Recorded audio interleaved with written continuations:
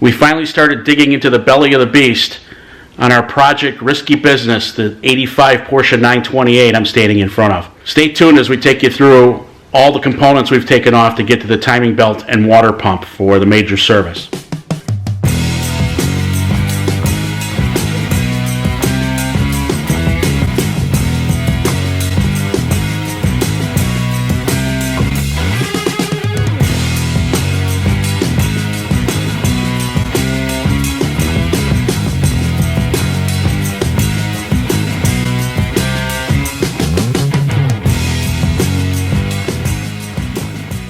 This episode is about the 85 Porsche 928S, otherwise known as Risky Business, behind me. If you've been following along, I picked up the car about 1 month ago from my best friend in Buffalo, New York, sight unseen. And I've been busy ordering parts for the major service that's required on this because we have no documentation on what's required.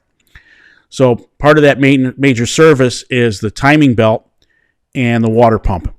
So yesterday, my buddy Nick and I spent the better part of the day pulling off all the components needed to gain access to those two major components. So let me take you through the video of what we did yesterday. All right, the first thing we have to do is take the upper radiator hoses off and drain the coolant from out of the engine. This one comes out of the intake side of the engine and was pretty straightforward. It is an oversized hose. I do have the correct size, and you'll see on the radiator I had a adapter sitting there that was stuffed in to make the hose work. So now that I've ordered genuine parts and clamps, I won't have to use these band clips when I go to put this back together.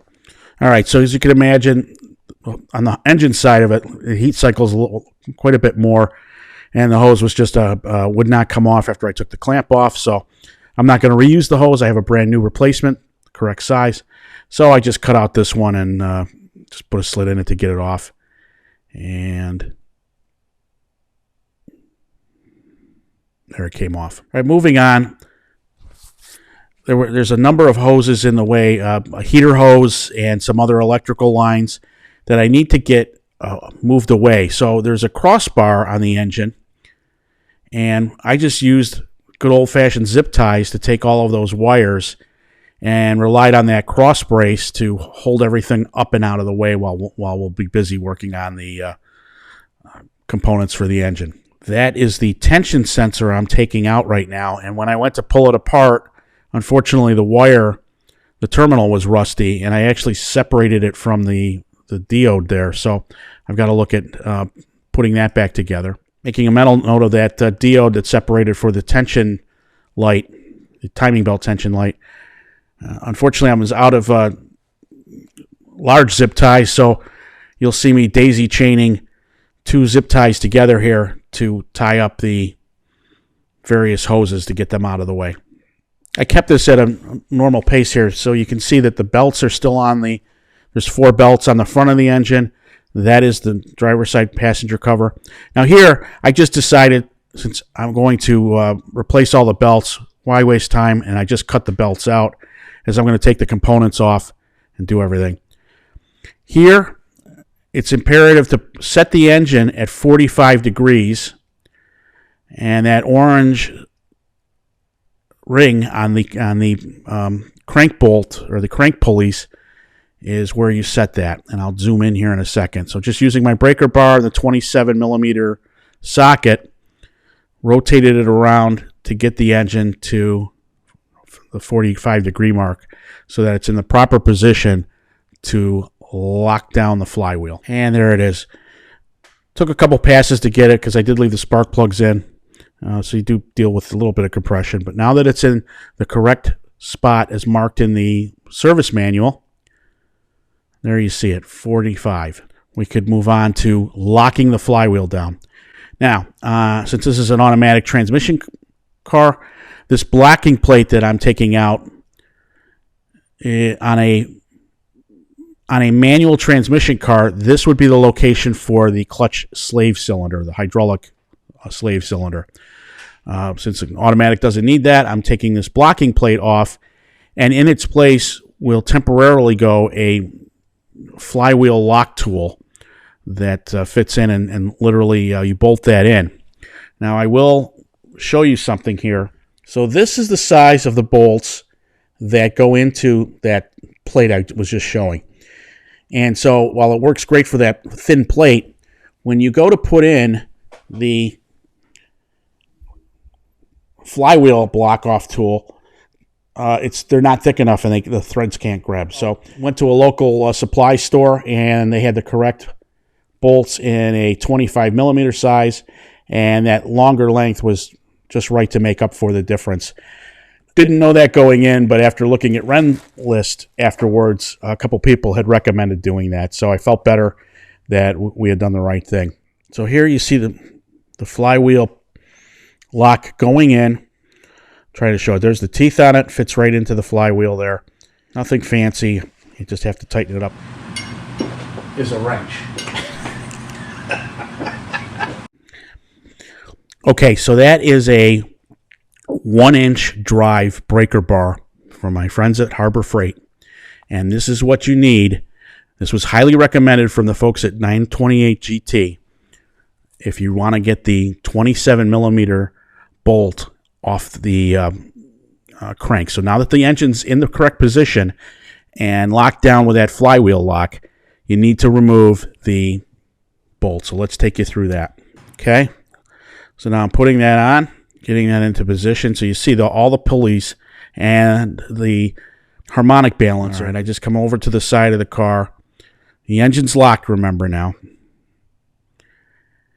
And there you go. So just as easy. Just goes to show the right tool for the job.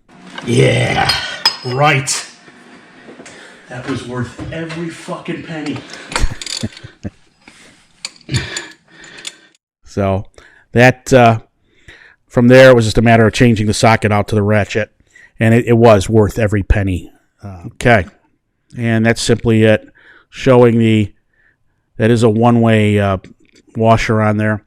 Now the next step in the process is to remove the oil dipstick. You see, just a pretty straightforward wrench to get that. I did try a crow's foot in that, but it ended up we just used the wrench. Okay, next we took out the alternator. And it was filthy. We found a couple of things with it. As you can see, the grease. What you'll see is the power steering pump is leaking, which is right next to this. I'm going to have to take some time to clean that up before I put it back on. Let me take you through the brackets for the alternator and power steering pump.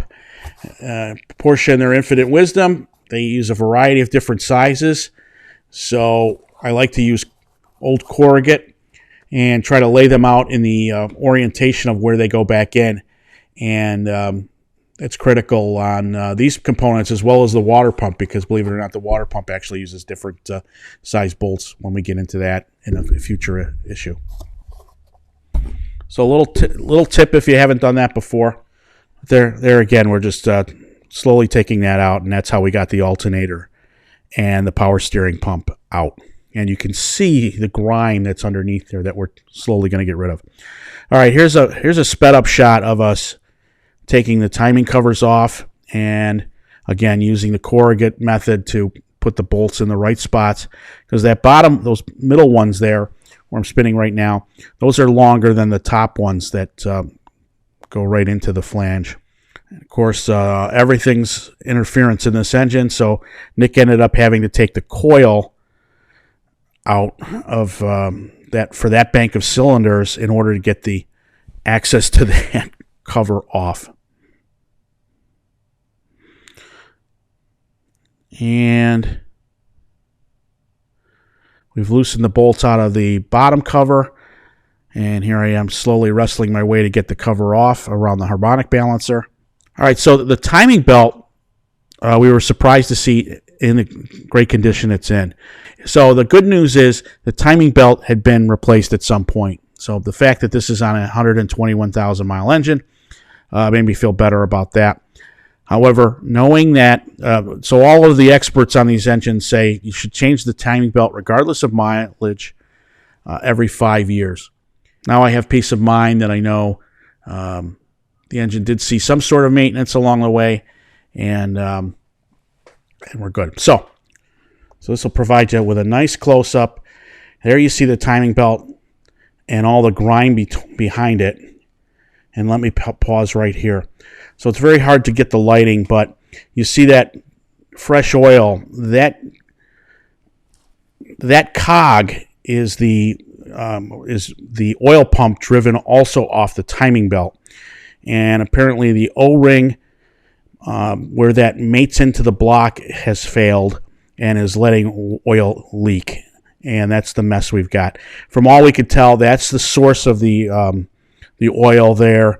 That in combination with some leaky power steering hoses has made quite a mess on the oil pan as I continue to route through.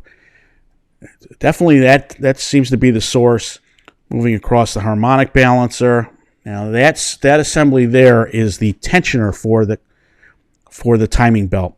So we need to take that out and put some new rollers in, as well as fill it with the correct fluid, flush and fill it. And then slowly you'll see that the timing belt, we get up to the passenger side bank. So the lone setback so far is that I did not anticipate the needing an oil seal, the O-ring.